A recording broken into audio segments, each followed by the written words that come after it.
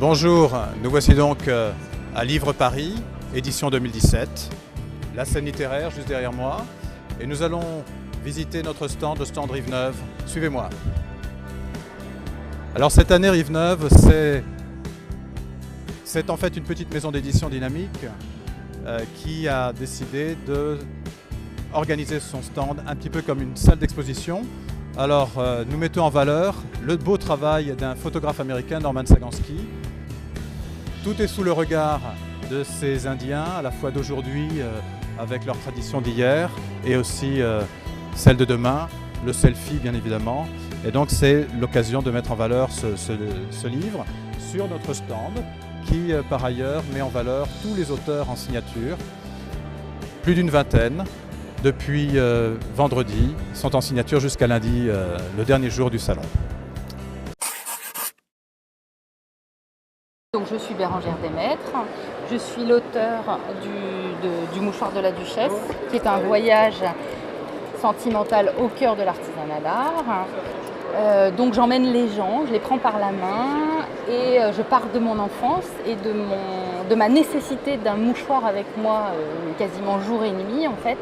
Emmanuel de Foulois, j'ai coécrit avec deux ouvrières du nord de la France un livre qui s'appelle L'Entraide, deux ouvrières dans le piège du libre-échange, qui est sorti en octobre 2016 chez Rive-Neuve.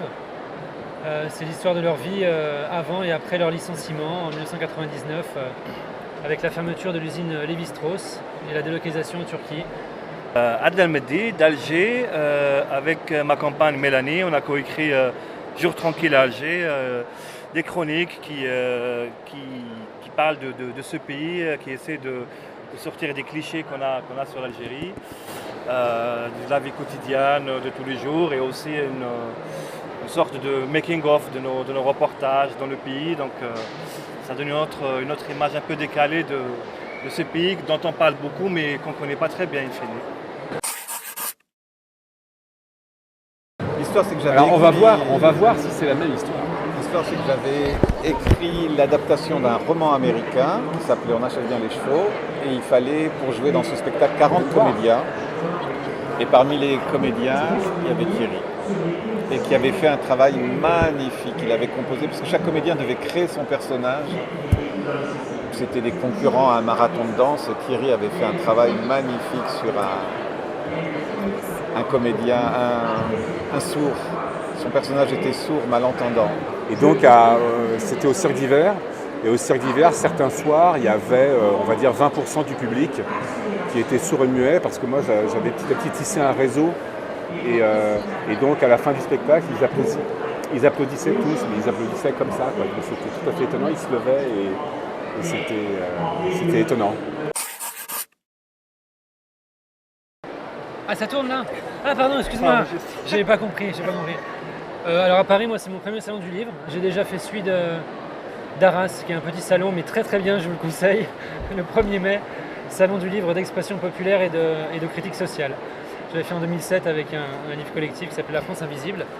Mais là, à Paris, c'est le premier, ouais, c'est très grand, il y a beaucoup de monde.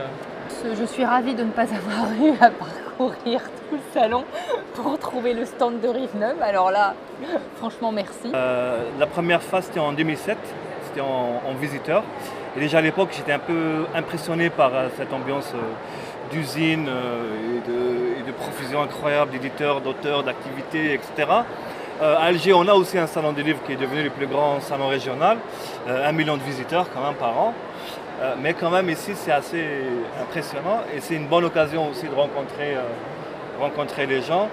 J'ai fait un seul salon du livre dans ma vie, moi, en Alsace. Mais le salon du livre de Paris, je ne l'ai jamais fait, c'était une première.